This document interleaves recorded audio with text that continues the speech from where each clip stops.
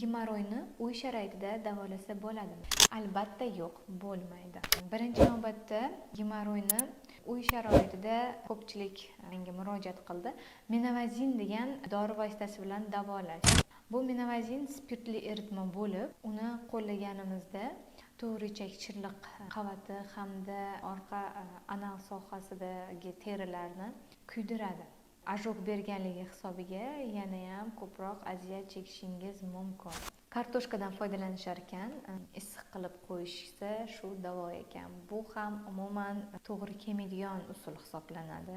Nima sababdan issiq parlarida o'tirish yoki issiq shu kartoshkani pyuredan foydalanish, kraxmaldan foydalanish tavsiya etilmaydi.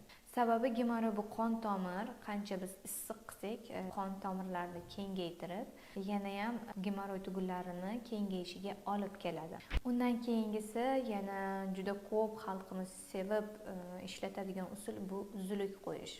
Zuluk qo'yishning birinchi asosiy sababi bu gemoroy tugullariga infeksiyani zuluk orqali tushishi hamda o'tkir parapraktit yiringli kasallikni olib keladi.